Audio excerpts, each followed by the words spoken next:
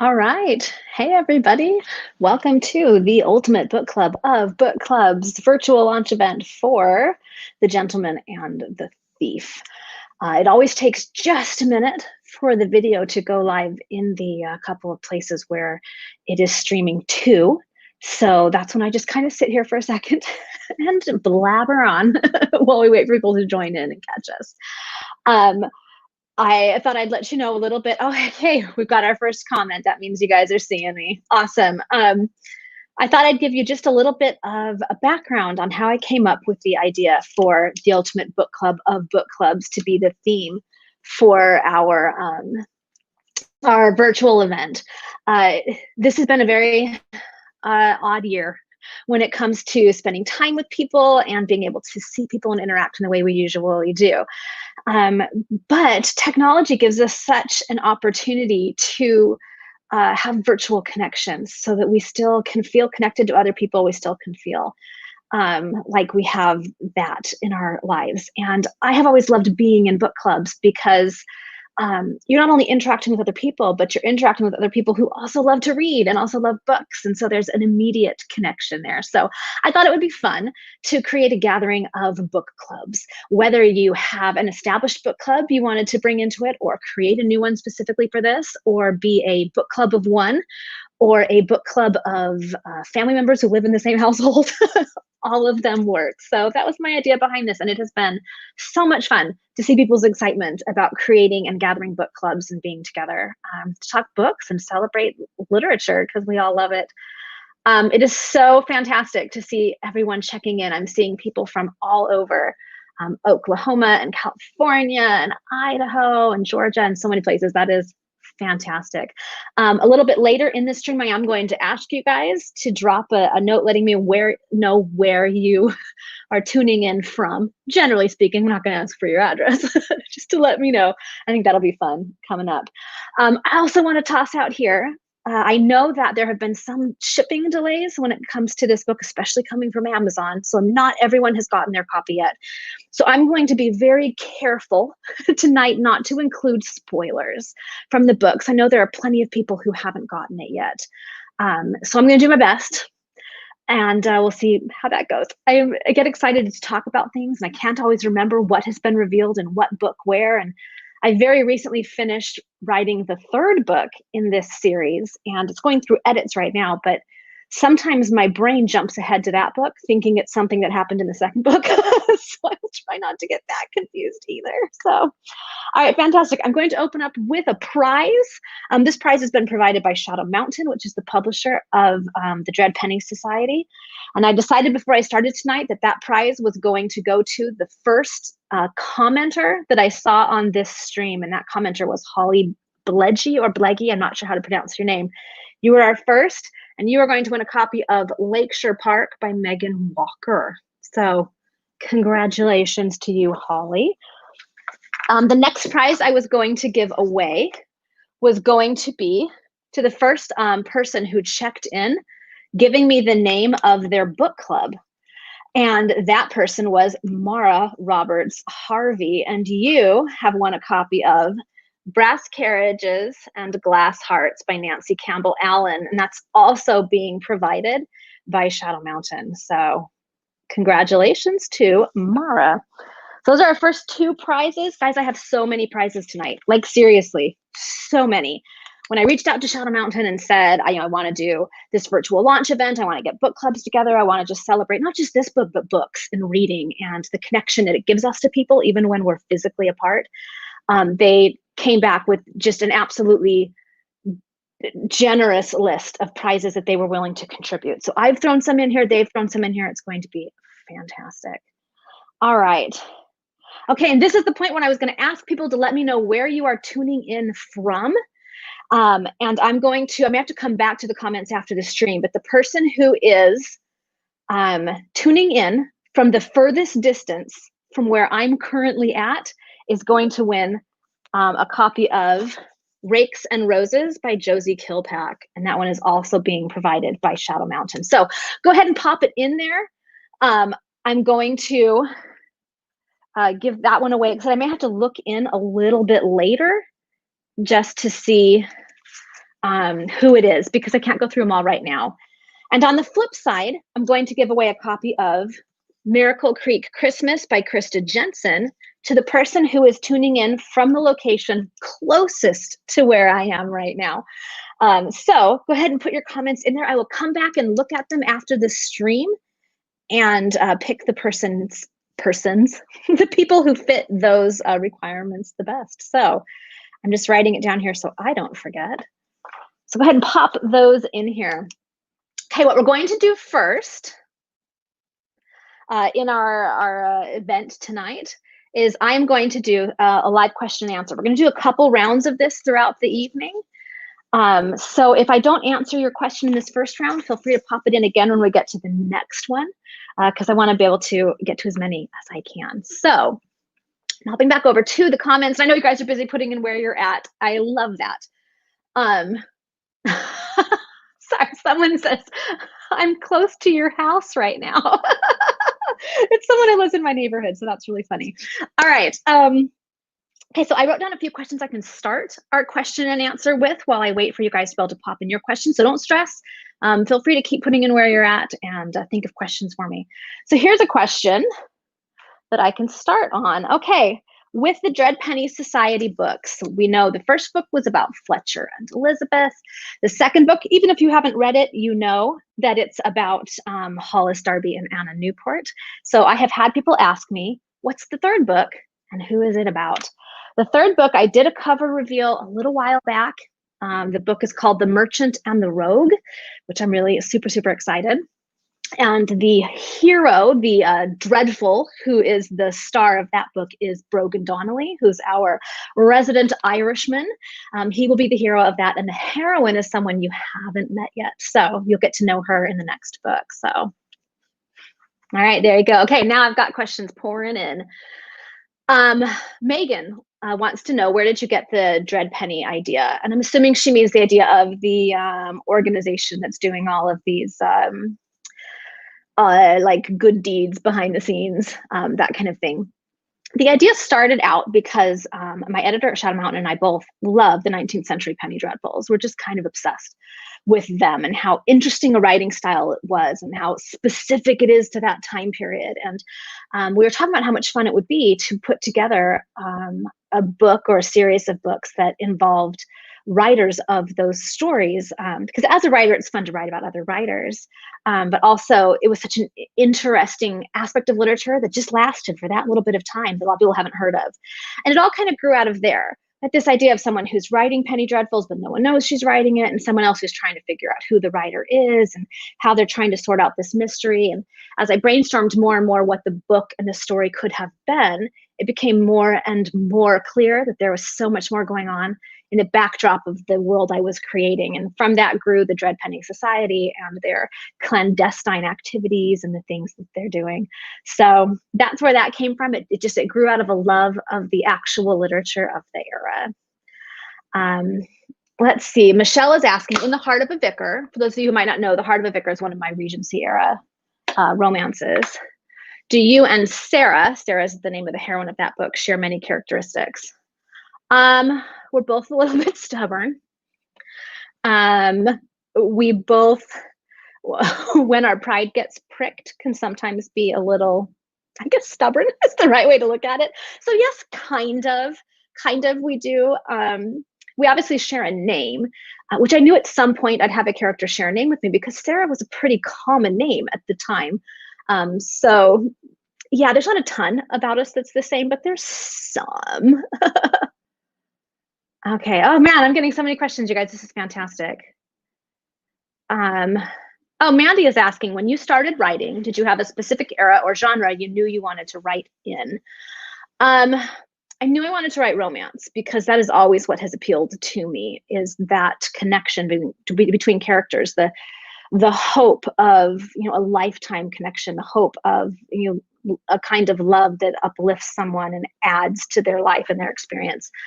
In terms of the era, I chose the Regency era because I had, for fun, been reading and researching about that time period for like more than a decade at that point. I just did because I found it fascinating. So I chose that era because I already knew it. I knew that if I had to stop long enough to study an era in order to know it well enough to write about, I would have years to go before I could write my first book. So I chose the Regency era because I knew it.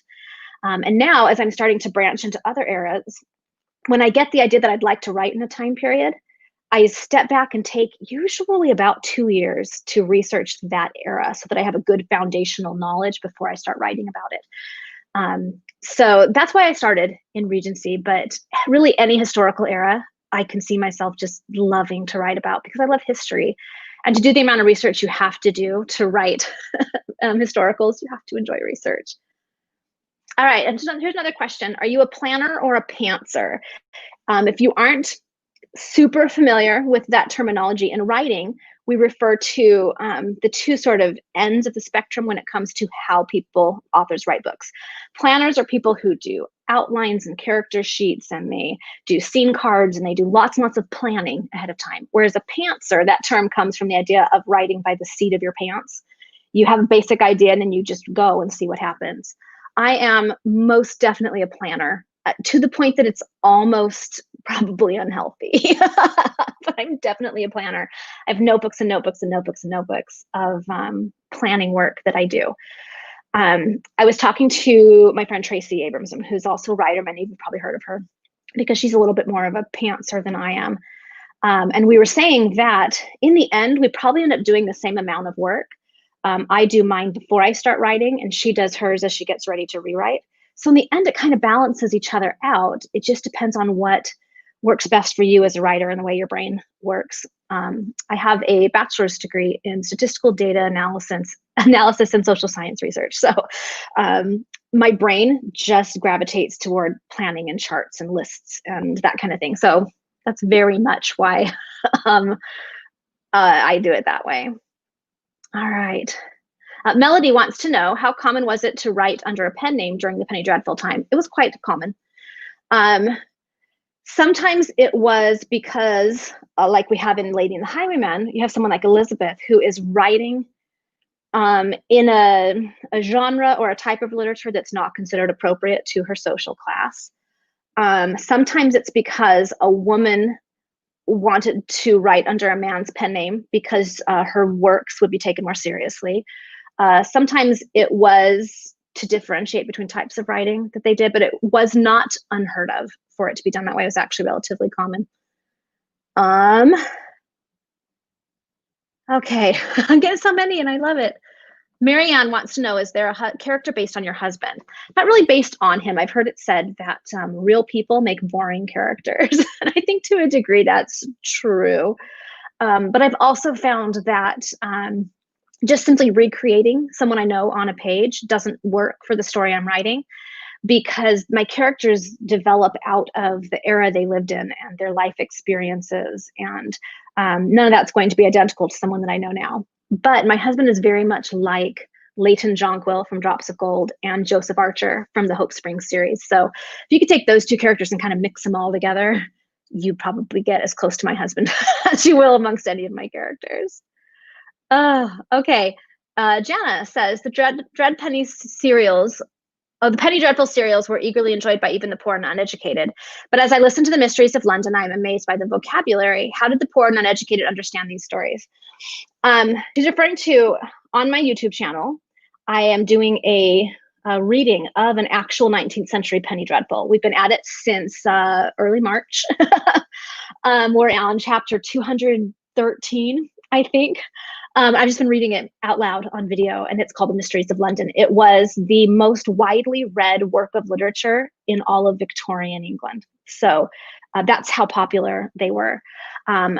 And in terms of the vocabulary, one thing we don't realize is many of the words that to us are super fancy and seem highbrow and hard to understand or whatnot were actually very, very common in the era. People just spoke differently. And especially the people in London, they were around people from all classes. So they would hear a lot of these words. They knew what they were, They also would recognize a lot of the slang or the cant that was put in, and probably kind of like us today, I'm sure they sometimes came across words they weren't familiar with. And that's when you hope context clues would help out. But I know when I read books, it's not uncommon to come across something I don't really know or I'm not familiar with, but I keep reading because it's interesting.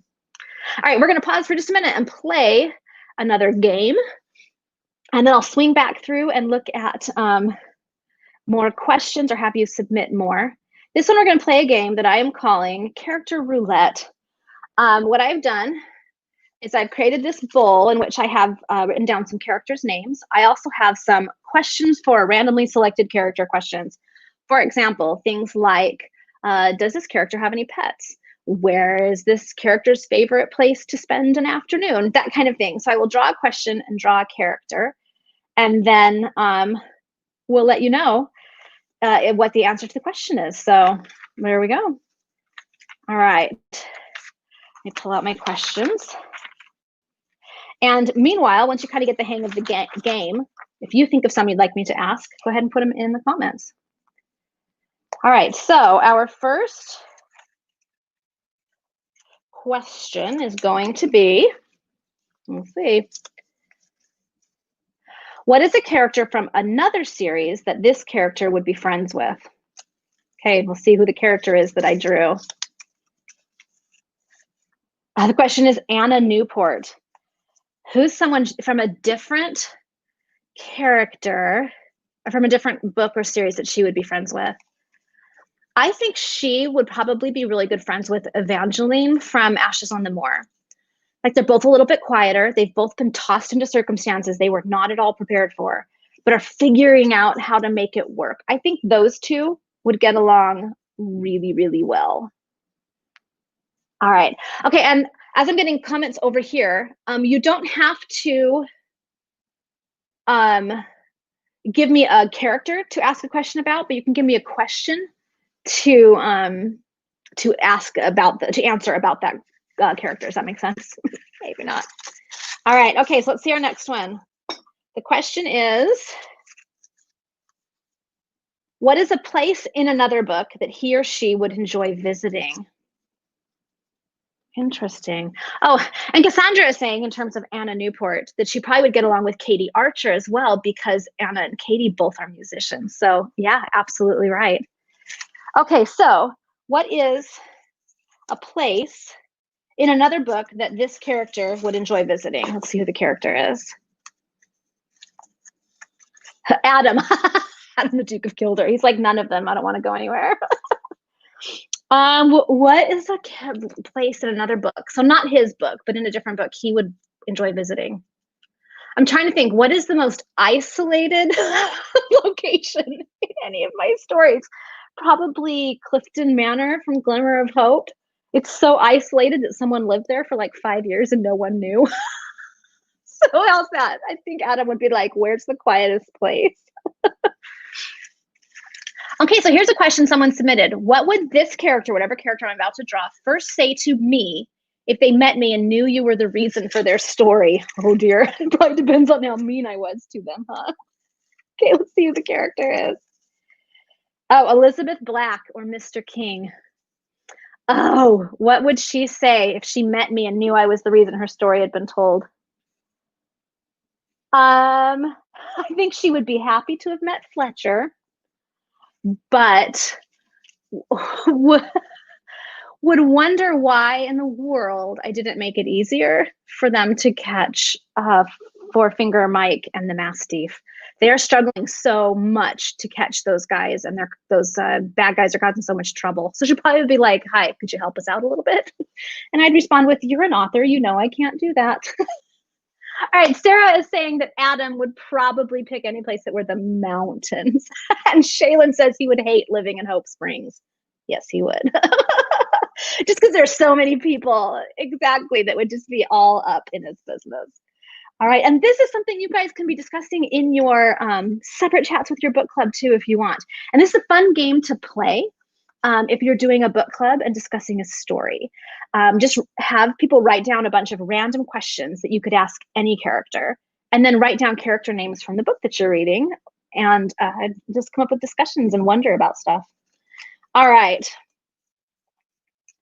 Here we go. So the question is, what is something interesting in this character's future? Ooh, think about being the author. You get to be like a fortune teller. All right, let's see. Okay, and the character I drew was Fletcher Walker. Oh, so what is something interesting in his future that I can tell you that isn't going to be a spoiler? That's the tough thing. What isn't going to be a spoiler? Okay, how about the answer I give you can be a teaser instead of a spoiler. There will come a point before this series is over when the Dreadmaster asks him to do something that he is not confident about. How's that? For a really bad teaser, but that is coming. And woo. Okay, so new question. Okay, Caitlin has posed a question. What book would this character hate to be written into? Okay, let's find out who I drew. The character I drew is Julia or Mater Jonquil. What book would she hate to be written into? Oh, okay. The answer that first came to mind is a book you guys haven't read yet, so I can't give you that answer. It's not out.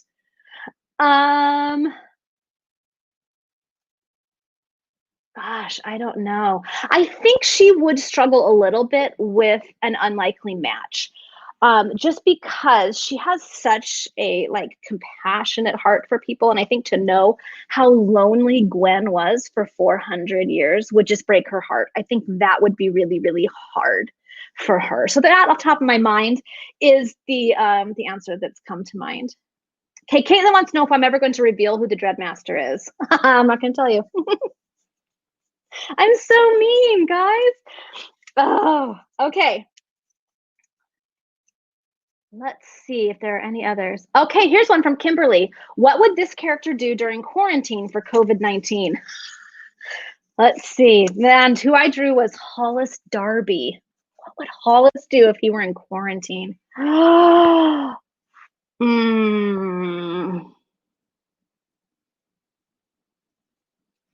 Gosh, I don't know, because he likes interacting with people.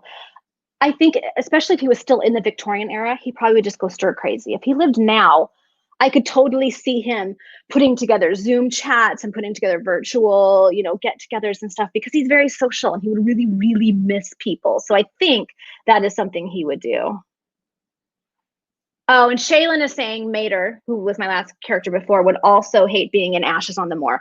My book Ashes on the Moor takes place in the 1870s in a very isolated town in the north of England. There's lots of struggling and suffering. And I think that would be really hard for her. Like, she would want to help, but would feel so helpless. Okay. Tracy Abramson says, would this character trust Jeanette Rallison to push her in a wheelchair down cobbled streets? There's a story there. I've done some traveling with some fellow authors, Tracy and Jeanette Rallison and Annette Lyon and I, and we traveled to Helsinki a couple of years ago, and I was in a wheelchair. I'm an ambulatory wheelchair user, so I'm in and out of wheelchairs fairly regularly. And I was in a wheelchair for this trip.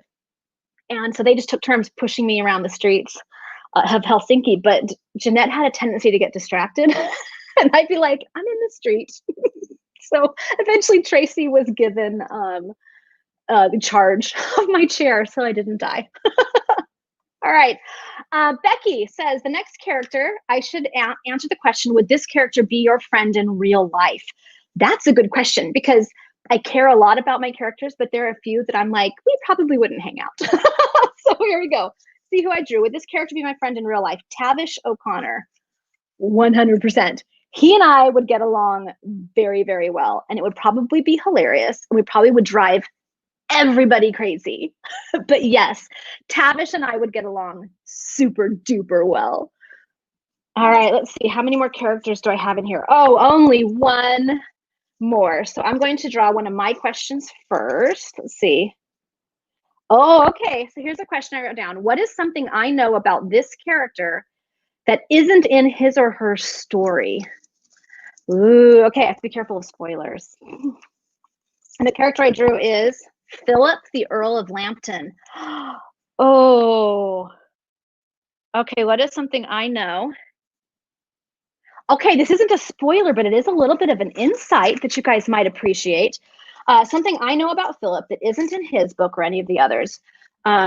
It's mentioned in Loving Lieutenant Lancaster that he convinced Dr. Scoresby to move to their area to be like the physician there in the area because he's so well recommended, because he's good at what he does, etc. One thing that doesn't get mentioned in there, but that I happen to know about, is Dr. Scoresby was recommended to him by Kester Barrington, who you guys met in the Gents. So that's how he found Dr. Scoresby. It's a connection back to Forget Me Not. So there you go. How's that for an interesting insight? So, okay, that was all the characters whose names I'd written down, but that is a really fun game to play at a book club. You can play it with, if you have a visiting author at your book club, or you can play it with just your book club like members. Like I said, write down characters from the book and then write down a bunch of really random questions, things that could be asked about any character. It's really, really, really fun. All right. Okay, I think we're going to do some more giveaways. How's that? Okay, so I'm going to swing back through because there's something I was watching for in your guys' questions. Okay, I found it. All right, so I had written down that this next thing I was going to give away to someone who, in our character roulette game, asked a question about what someone was afraid of. Just because that's one of my favorite character questions I ask when I'm making up new characters. So I found Leslie Grawrock, I hope I said that right, who asked a question about being afraid of heights and flying. And so she is going to win this next prize, and this one is also provided by Shadow Mountain. It is a cookbook prize pack. It is a copy of the Six Sisters Stuff Healthy Eats cookbook, as well as Live Life Deliciously cookbook by Tara Teaspoon. So you have won that, Leslie. Woo! And I'm writing down the names of the winners so that I can post them afterwards. So if you missed that it was your name or you can't remember what it was, I'll write it there. So awesome. Okay, and the other one I was going to give away, our other prize was going to be the first person I saw who asked a question about the jonquils. And so now I have to, in the character roulette game, so now I have to swing back and see if I can find the first one that jumps out at me from our character roulette game. I got so distracted answering questions that I wasn't paying enough attention. Okay, here's our first, what was a comment about a jonquil, but it works. And that is Shaylin Sermon Maxwell. And it has won a Jonquil Brothers tote bag. Woo! So that one is won by Shaylin. Again, I've written down your name so that I can find it again afterwards. So congratulations. Okay, so we're going to take just a minute here and hop back over to just our straightforward question and answer. So go ahead and pop in the questions, answers that you have. If I didn't get to them before, I can see one there already that I'm going to bring up. Julia asks, will Finbar get a story? Yes, I'm planning on that. I have in my brain 2 more stories that make up the remainder of the arc of the Hope Springs series, and one of them is Finbar's. So yes, he will be getting a story. So excellent question. Okay. And I saw one a little bit earlier where someone asked, is Catherine Thorndale ever going to come back? So Catherine, as if you've read The Kiss of a Stranger, you know she and Crispin are married. And basically asking if we'll see her again. We did see her in Heart of a Vicar, and you will see her again in future stories because all of these characters are so interconnected. She will show back up again. So there you go. All right, Cindy has asked, how long from first idea to having it published does it take to complete a book? It depends on the book. Just the writing part of it for me can take anywhere from, like I wrote Friends and Foes, the first draft in about 6 weeks. That's the fastest I've ever written a complete draft.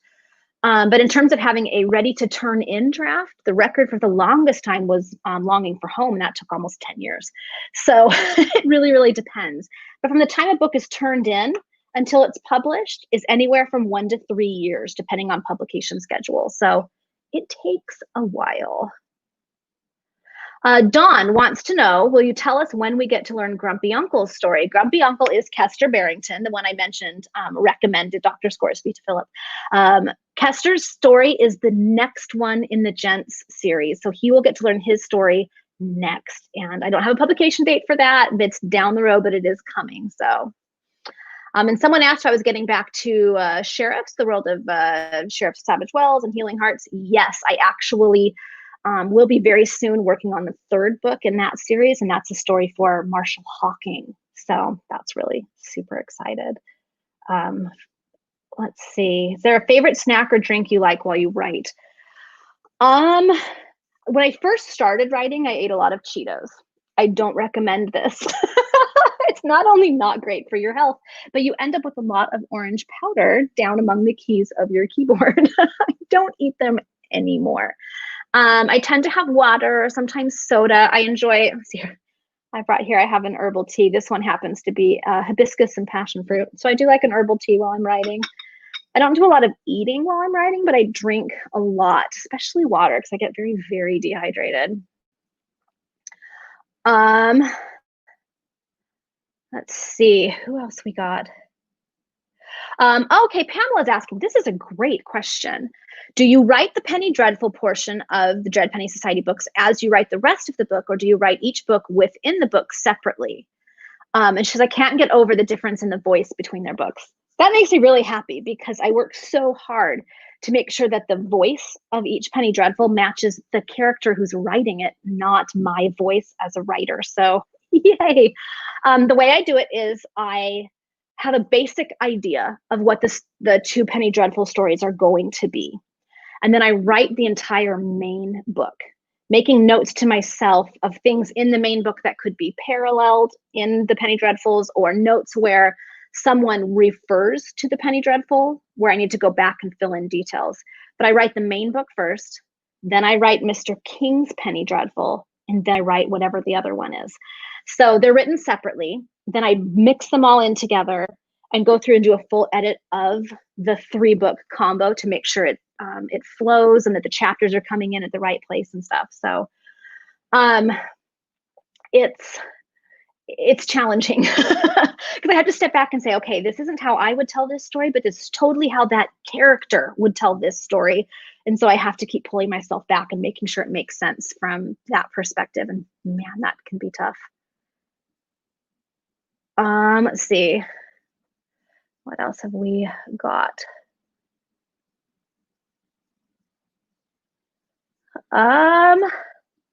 Heidi wants to know which Jonquil member is my favorite. I don't really have a favorite. I love them to pieces.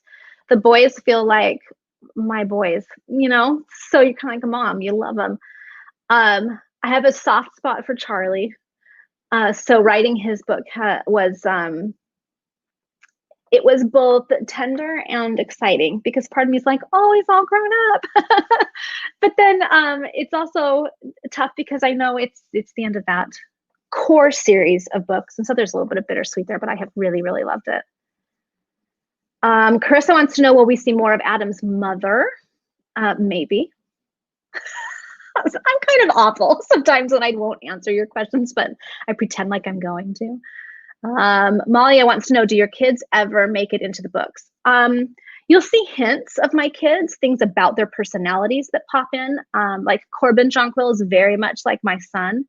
And Athena Lancaster is very much like my daughter. So, I mean, there are hints of them there. In that sense, they do kind of come in. Kristen wants to know, do you get to pick the book cover and pictures for it?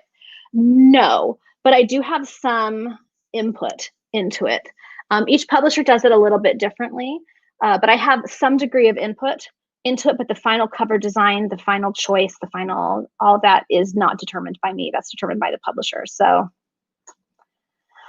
let's see. Oh, people saying that they're excited about Charlie's story. Oh, Rebecca caught on to the fact that I said the core series is done. So does that mean spin-offs are coming? Oh, yeah, guys, I'm terrible. I'm not going to tell you, but I did choose my wording very purposefully. Oh, sad. Marianne wants to know, is there a way to get a list of all the novellas you've written that show up in other books? My books, most of my novellas in other collections are published through the Timeless Romance anthologies. You can find them on Facebook. You can Google for the website, and they list all of their anthologies there. That's where most of my anthologies are. Some of them are like Christmas anthologies and stuff like that. And you can find those just through their various publishers. I don't have a full list of them anywhere because there are so many. So many. Natalie wants to know, is there a book cover you didn't like? I'm going to say yes, but I'm not going to tell you any more than that because I am not in the business of throwing people under the bus. But yes, there have been covers that I didn't like. Terry wants to know, was there a surgical procedure back in the early 1800s that would have really helped Sorrel? No, there wasn't. Really based on the extensiveness of the shattering of her hip and her leg, nowadays she would have a full hip replacement, and that would help, but it still wouldn't fix it entirely. So no, there was absolutely nothing that could have been done. The most that they could do was to straighten her lower leg bones, which they do at one point in the Jonquil series, but that's the most that can be done. And then bracing to help give some strength to the joint, but no, there's nothing that could have been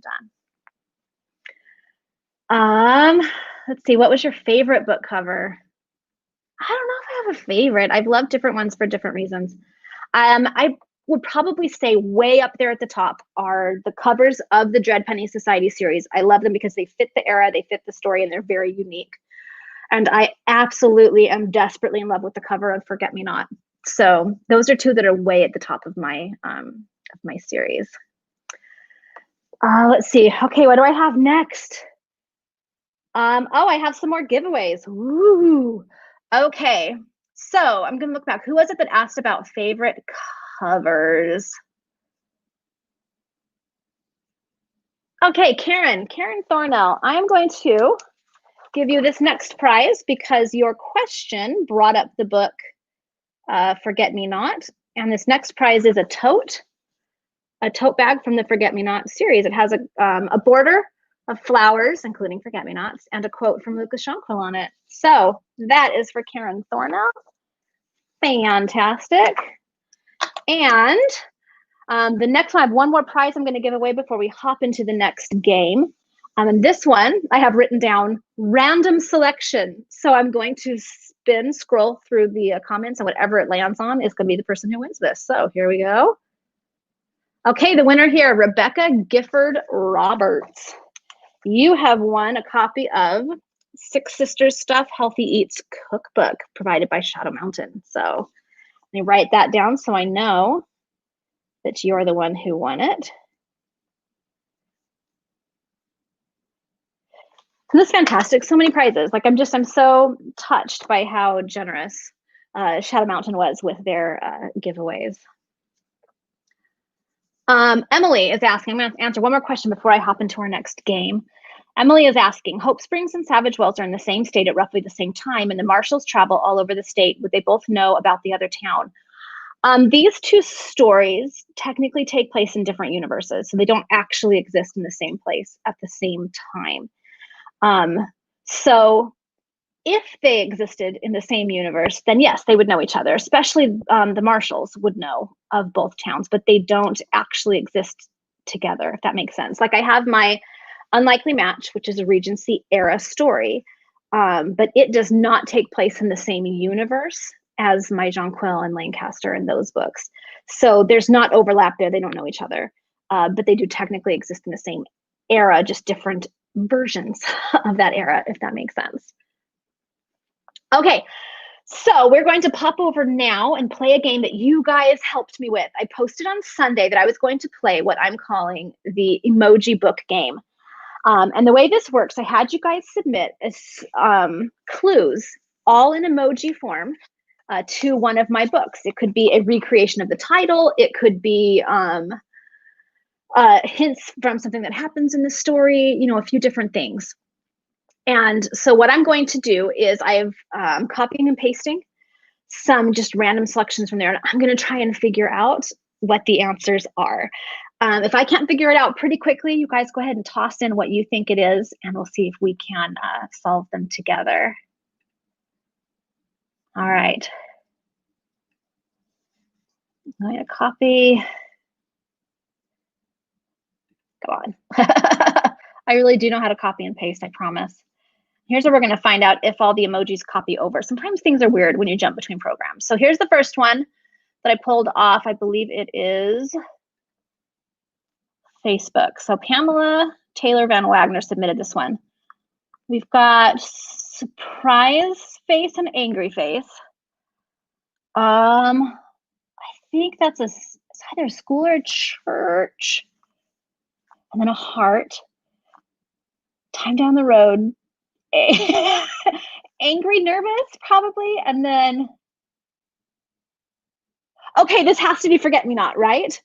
Because we've got 5 dudes who show up. So it's gotta be that. And yes, there was surprise and anger about having to go to a church to get married. And then down the road, they continue to be uncomfortable and upset around each other. But in the end, they fall in love, right? That's got to be it, guys. Is that what you think it is?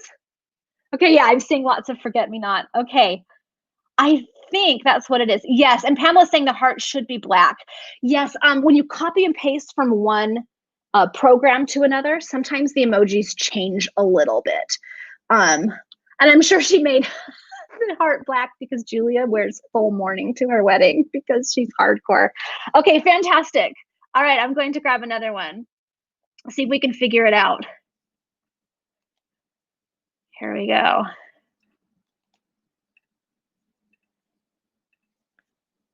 Okay, this one is from Rebecca L. Smith. We've got looky eyes and is that a wallet, a coin purse, a saxophone. I am sometimes good at this, but sometimes I'm really bad. Look, eyes, look, see. Oh, I bet it's Seeking Persephone. Because look is like seeking. Yeah, someone else goes Seeking Persephone. I think that's it. Because purse and like saxophone has like the phone in it, the way that funny and Persephone is spelled. I think that's what it is. Okay, let's see, what else have we got? I'm gonna grab another random one. This is another fun game that you can play with a book club or just with friends. It can be about a book. You could do movies. It doesn't really matter. But have people come up with these emoji strings and try to figure out what they're clues to. Okay, so a heart and the infinity sign. Heart and the infinity. It's not gonna be healing hearts. Healing doesn't have to do with infinity. I'm putting myself on the spot here. Oh, love remains, right? Heart for love and remains. In this case, it's the definition of remains that means stays always or stays steadfast. Oh, I think that's what it is. I think it's love remains. You guys are so clever. I love this. Okay, let's see. I'm gonna grab another one.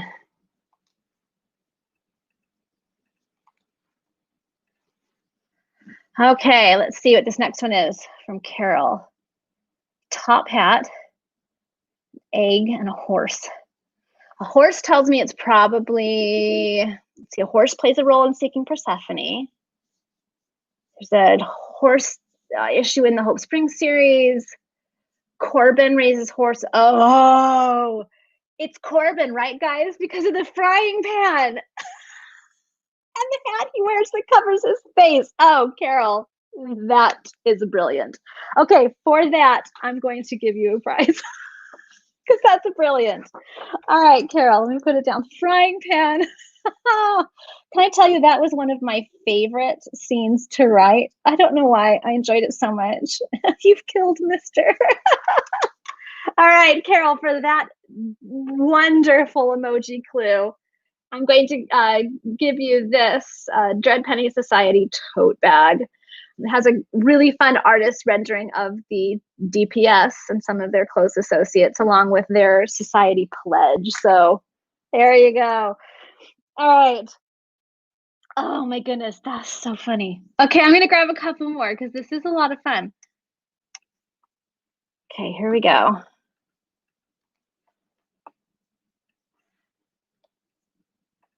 Takes me just a second to copy and paste. All right, let's see what this one is. Okay, we've got a woman. How's that? It's a bank or a school or something, and a book, a hushing face, and a dude, and a book, and a vampire, and a little boy and a little girl. Oh, vampire.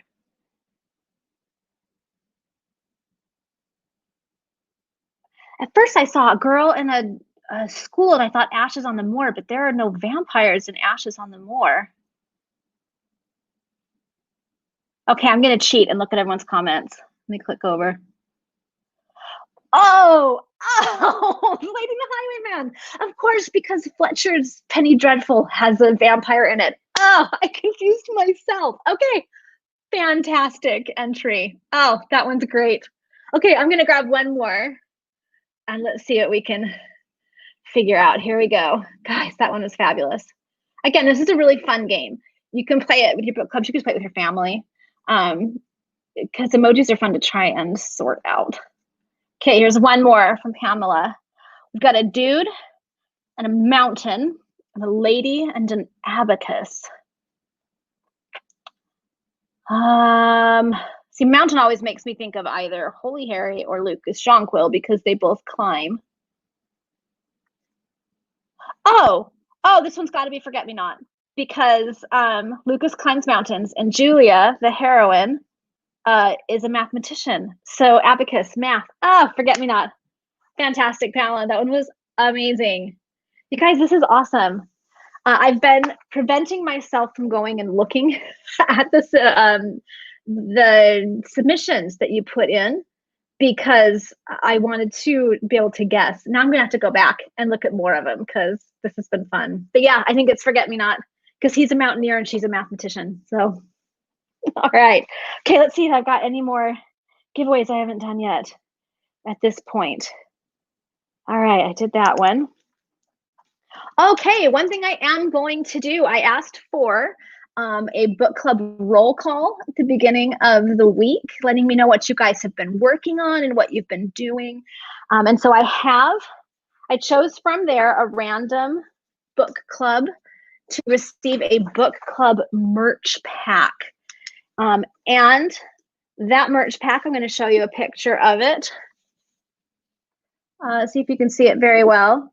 There's a tote bag, a couple of notebooks, a couple of keychains, and a mug. And this will be sent out to the book club that I randomly selected, and I wrote it down so I wouldn't forget, the Ladies Literary Society. So what I will have you do is just have one of you contact me that you'd like to have this merch pack mailed to, and then you guys can figure out how to distribute it amongst yourselves. So congratulations to the Ladies Literary Society. Enjoy that. You can distribute those however you decide you would like. Lacey is saying that the book club kits I sent out were great. So thank you. I'm so glad you enjoyed them. I love the little pins that went with them. Those were designed by the same artist that's been putting together a few of my merchandise things lately. She is currently working on merch for the Hope Spring series, which I am so excited about. I saw a mock-up today and they look fantastic. So shout out there. In fact, I will make sure and link to that artist's social media at some point so you can go check out what she does. But awesome, awesome, awesome. All right, so we played the merch game, or the emoji game. I've given that away. I'm going to have you post in the comments, anyone who is here as a book club of one, and I'm going to give away prizes to 2 different book clubs of one. If I can get you guys to post in your comments that you are a book club of one, because I think we should celebrate even the tiniest of book clubs because they're still book clubs. So go ahead and post that in there. The first couple that I see, I will give the next two prizes too. Okay, Allison Gibbs and Cindy Johnson, you were our first. So Allison Gibbs has won The Lady and the Highwayman. That is being provided by Shadow Mountain. And guys, since there are so many of you popping in as a book club of one, after the stream is over, I'm going to go back through and randomly select a couple of other people to win some prizes too. So I will let you guys know who those winners are later. Okay, Allison Gibb, and who is the other one? It's swinging past so fast.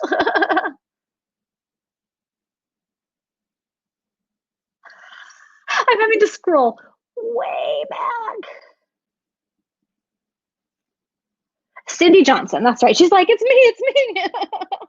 Let me write it down so I remember who all of these people are. And I will put a post up on both my Instagram and my Facebook letting you know who won all these things, because I know it's hard to keep track of it in this surge. So we have played our emoji game. We played our character roulette game. We're going to do another quick little bit of Q&A. So feel free to ask a few more questions. We don't have a ton of time left. I wanted to go about an hour. We're closing in on an hour, but probably, I don't know, 5 or 6 more minutes of Q&A.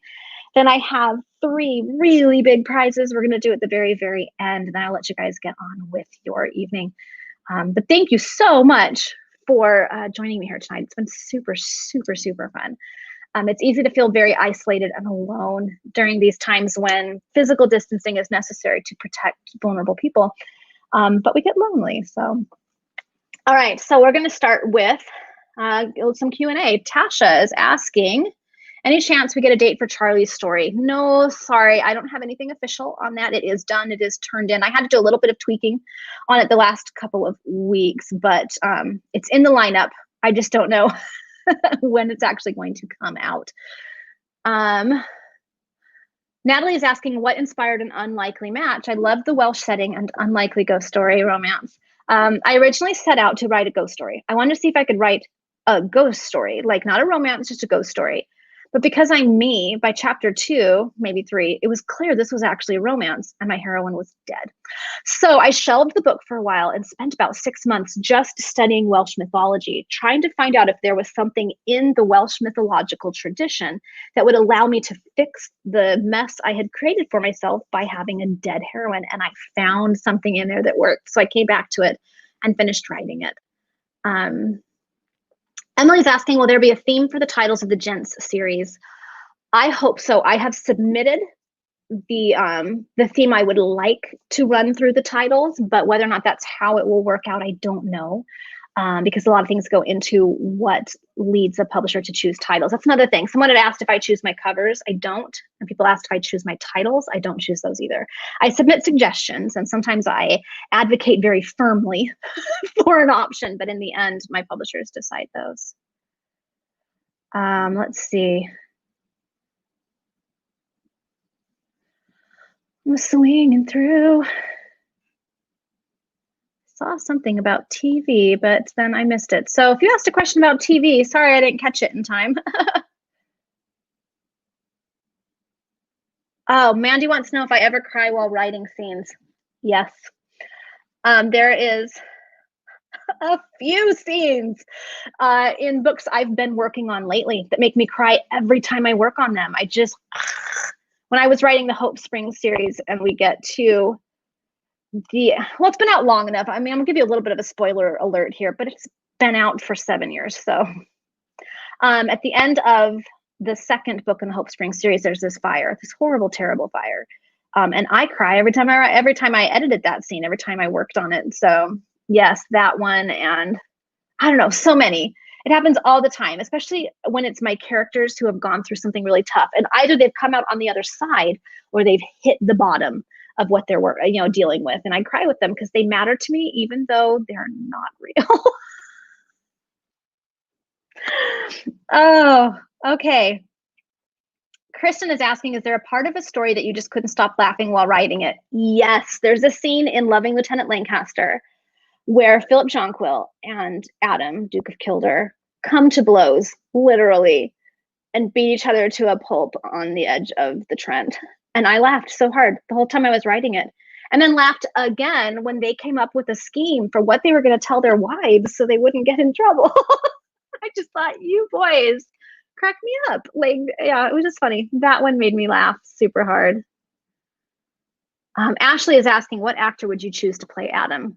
If I could go back and snatch up Richard Armitage back when he did North and South and grab him at that age and pull him forward into the now, I would want him to play Adam. I think he would do an excellent job of it. I should have just written the book years and years and years ago.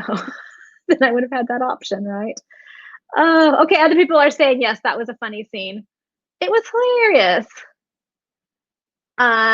Let's see. Erica says, which book series would you want to become a movie or movies? I think it'd be fun for any of them to be. I think the Hope Springs series would make a great television series because there's so much opportunity for storylines, and it could, I think, go on and just get more and more complex. I think that would work. I would love to see the Jonco brothers or the Lancaster family done as like a mini series. Ashes on the Moor would make a fantastic movie. I could totally see the Dread Penny Society series also being a television program. I think it could be really fun.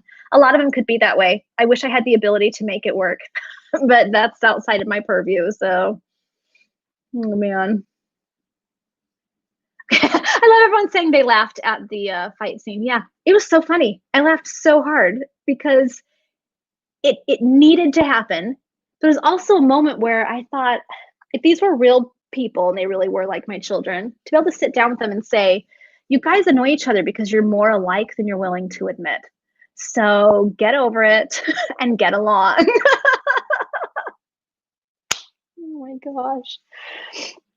Carrie is asking if my characters ever surprise me. All the time. Generally speaking, I kind of know who they are and what they're going to do, but every once in a while, something will happen where I go, oh. And either something went in a direction I wasn't expecting, or a character did something a little out of character, which can happen depending on their circumstances. So those things will surprise me. I think the thing that surprised me the most is how impatient they can be to have their stories told. Often it disrupts what I'm working on, when a character will show up in my brain and basically, put up a tent and move in and just be like, I'm going to sit here until you start writing about me. And that can surprise me because I'm an organized person who likes things done in a very specific way, and they sometimes upset my carefully laid plans. Okay, Jill says, between Persephone and Sorrel, which is the scarier wife? I don't know, but I will say, if those two ever teamed up to accomplish something, look out, because it would get done. They're both scary in their own way. They're strong people. They're determined women, but they have different personalities. And so the way they approach it is different, which is why I think the two of them as a tag team would be formidable, which would be fantastic. Okay, Tasha's asking if we will ever get Fennel's story. It is one that is in my brain. I know what it is. In terms of when, I don't know, but if, yes, I absolutely plan to. I don't think Sorrel would allow me to not give her brother his happy ending. So, yes. Mandy says she thinks Persephone and Sorrel would be besties. Yeah, they would. And they would have both their families whipped into shape pretty quickly. Okay, we are approaching right at 6 o'clock. So, guys, this was so much fun. I will probably go back through these comments as well later to pull out ideas for Cutting Room Floor, which is my Wednesday question and answer kind of thing that I do each week. But yeah, I couldn't get to all of it. I do have a few more prizes to give away. I will go back through and check for people who are the closest to where I am and those who are the furthest from where I am, and they will win the prizes I mentioned for that, and I will post what those are.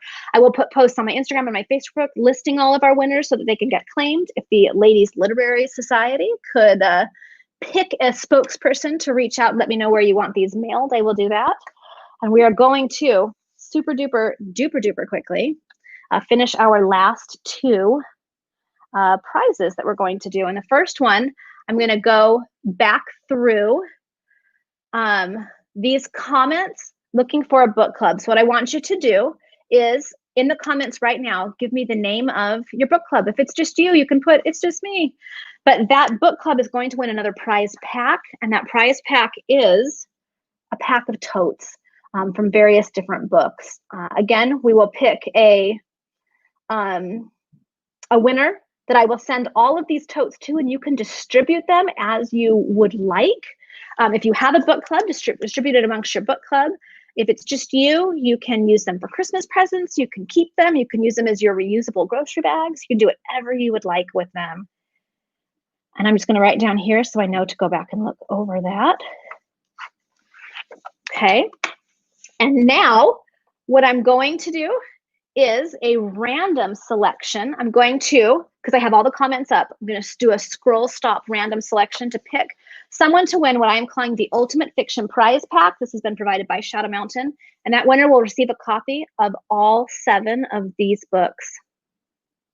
Isn't that fantastic? Whoa! So I'm going to do a quick scroll stop to pick someone randomly to receive that.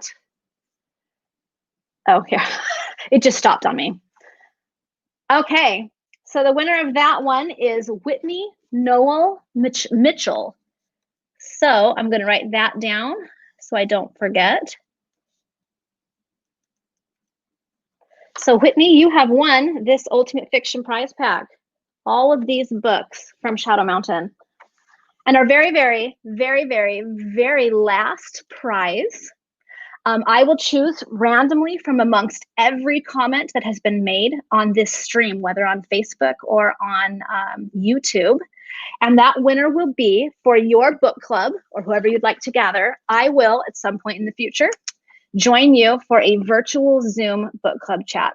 It can be for this book, it can be for a future book, it can be just to hang out, whatever you would like. So if you haven't had a chance to comment here, just pop in a comment so that you can be entered into that. But I will choose at random from amongst all comments someone to win that prize for a future virtual book club meeting. So there you go. This has been so much fun. Thank you for joining me. As you can tell, I went all out on my hanging rainbow decoration, so it would be fancy. I had my herbal tea and my fairy cake for tonight's gathering. Thank you for your enthusiasm for this book. Thank you for joining me and celebrating it. Thank you for your ongoing and continued support. So it's been a lot of fun. We got done in about an hour, which I can't tell you how miraculous that is, because I can chat for hours. But thank you so much. This has been just absolutely a great evening and a fun book launch. It was a weird week to launch a book. Between this year of physical and social distancing and then having a book launch on Election Day in the US, which is always a little bit chaotic. It's been a little crazy, but it has been fun to have this to look forward to. And I am excited to go back to the emoji game post and see how many more I can solve. Thank you guys for doing that. Thanks for putting together your book clubs. I hope that you've enjoyed touching base with each other and making friends. So thank you much. I will have a post later tonight or early tomorrow with a list of all of our winners and their prizes so that you can contact me and I'll get those mailed out to you. All right, thanks everyone for joining us, and we'll see you next time.